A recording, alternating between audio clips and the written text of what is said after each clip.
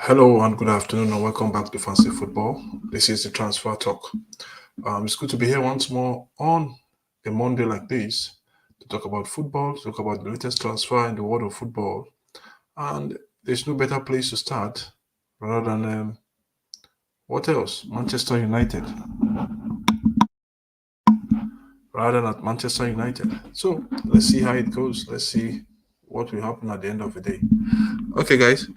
Um, it's no news that Dan Ashworth has agreed to join United, and Newcastle have given him their blessings to join Manchester United. So, uh, uh, Chelsea have also completed the signing of Kyrian uh, Dewsbury-Hall from Leicester City, a midfielder that the current manager likes. So let's see what Enzo Maresca will do with Dewsbury-Hall. Then other transfer news we'll talk about going forward. Let's see what is going to happen. So before we say adieu, let's start the show proper with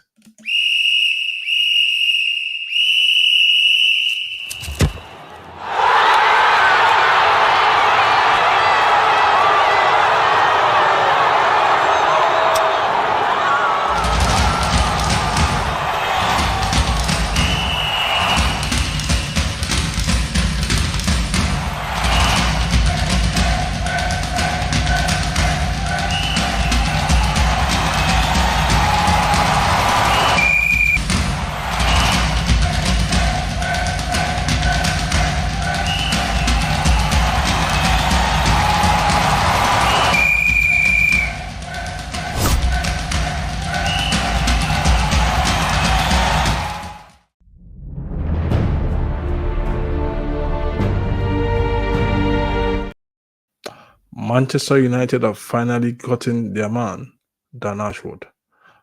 Nobody know what prompted Newcastle to let this deal go through, but I think it's a good one at the time when United need some good news in the transfer front. So they finally got Dan Ashworth, and let's see what next in the transfer window, in the transfer. They have reached a settlement with Newcastle to pay for the deal, and this is how the reaction from Tier One. David Oistin first took the report, then followed by Fabrizio Romano. I'm from David Oistin. He said Manchester United have agreed with Newcastle to appoint Dan Ashworth as sporting director, moving the delay by Man United and Newcastle struggling to compromise on compensation package, but switch now to sanction the 53 years old to sanction the deal, and the 53 years old is expected to start work immediately, which is a good one for United. That Dan Ashworth is expected to start work immediately. I don't know why Newcastle have been holding on with this deal. I don't know where it was coming from, but wherever it was coming from, they knew that they were not going to get anything. I think this is the best time to cash in on this deal, to take what United has presented on the table, rather to wait the match next year when the whole where there will be no compensation, because if Dan Ash would wait till middle of March next year, there will not be compensation for Newcastle. But this is what it is now, currently now, and Newcastle have to accept the fact that they need this money, especially with the current PSLR rule that has been robbing Premier League clubs from everywhere. So it's a good one for them. It's a good one for United. It's a good one for Dan Ashworth. At the end of the day, no win-win, no lose-lose. Well, this was how Fabrizio Romano also laid out the story with regards to Dan Ashworth. He got the story from David Owenson as well. As soon as the story broke, I said Manchester United are set to sign all documents for Dan Ashworth to be announced as the new sporting director. That is fantastic. Compensation package agreed with Newcastle, as David Oisin reported. Okay, it's all done. That aspect is all done.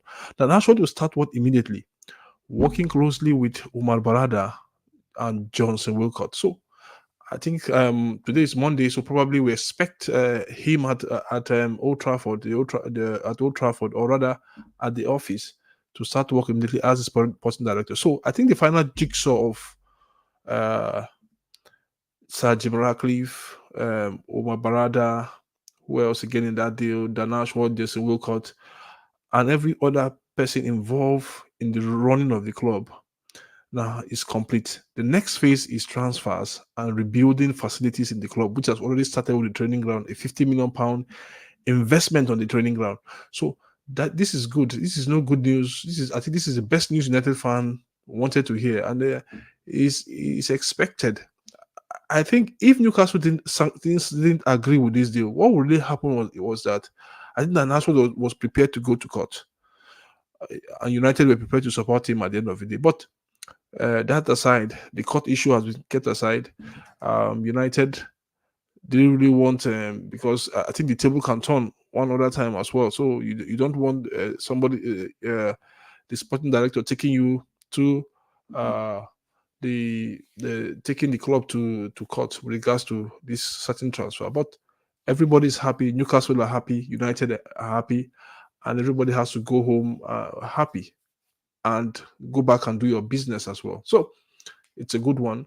So from Dan Ashworth to Dewsbury-Hall, Chelsea have completed the signing. Chelsea have completed the signing of Dewsbury-Hall from Leicester City. Dewsbury-Hall is a midfielder for Leicester City, a very left-footed midfielder. And Enzo Maresca personally requested that Todd Burnley and his consortium sign Dewsbury-Hall. Now they've done that. They've done this deal. What next?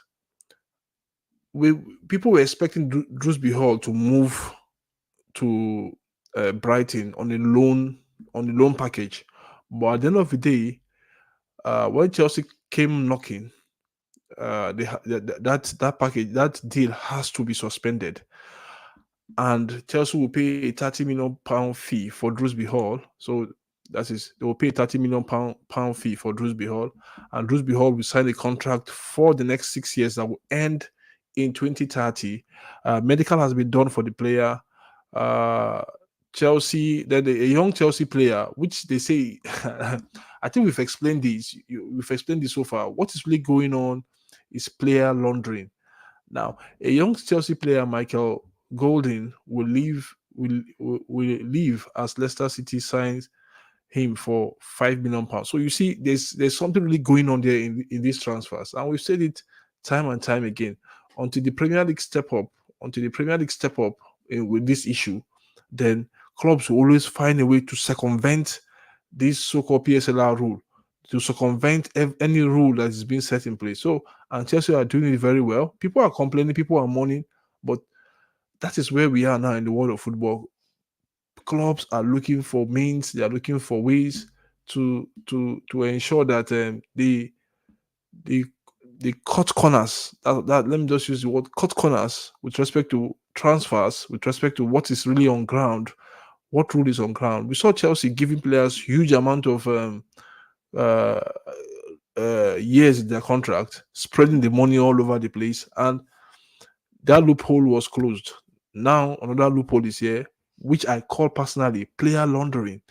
The essence that Premier League clubs, what they do now, we've seen that in this deal.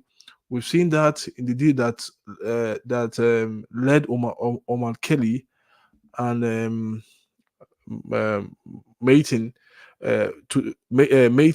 from Chelsea to Aston Villa, then Omar Kelly from Aston Villa to Chelsea. We've seen all those deals. Omar Kelly that doesn't even really have much playing time. He was signed for how much? For 19 million. For a player that has that have not even played close to 2 hours in his football career for Aston Villa, but Chelsea signed him for 19 million, and the other part, Ian Mating went, the left back Ian Mating, who played in the final for Borussia Dortmund, left for a whopping sum of 37 million pounds. So there is something really going on in this deal. Players exchange left, right, center, young players from here to here. So this is what is really going on. Chelsea also love they've been signing left. We saw them sign Guhi from Barcelona for €6 million. Now they are signing this guy for how much? For £30 million in exchange. But they'll tell you that they are separate deals. But say in exchange for Michael Golden to move to the other side. So it's a good one for them. It's a good deal for them. it's a good one. So let's see how that one goes for Chelsea. So let's look at other deals. Newcastle have completed the signing of Lewis Hall for £28 million from Newcastle, from Chelsea as well. I think it was in Chelsea last season. And that deal, that loan deal went through. I think the player really did well for Chelsea. I mean for Newcastle in that loan spell. He played as a left back. I think he was excellent for Newcastle. Now that deal, that the buyout clause, the buyout option for Lewis Hall is £28 million. I think Chelsea have gotten that money, which is a really big win for them. They will go into this season knowing that the PSLR rule for them is up to date. So that is that for Chelsea. Then next up, okay, Newcastle have completed the permanent signing of Lewis Hall from Chelsea for £28 million. Hall has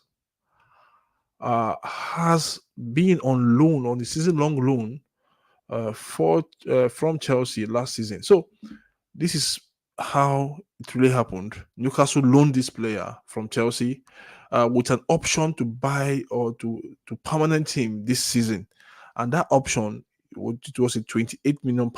If they refuse to take that option, the player goes back. But they've taken the option, knowing fully well that the player had performed well for Newcastle last season. I think he was instrumental. He has been so good for Newcastle. So it's a good transfer for the player, and hopefully he will come to play for them. So this for me, is a really good bargain for him. He's a young player, 20 years of age, and he's willing to play. He's willing to demonstrate his prowess for Newcastle after a loan spell. So Newcastle have gotten their man as well, and that's a done deal. So let me know what you think about the current transfers and those ones we did not mention here on the show.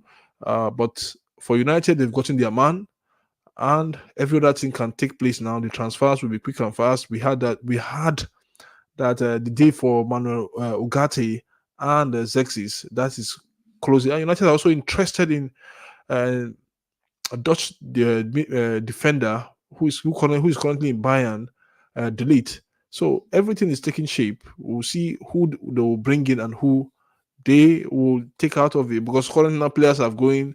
It's confirmed that Marshall has gone. It's confirmed that Brenda Williams have gone. It's also confirmed that who else again in that shape?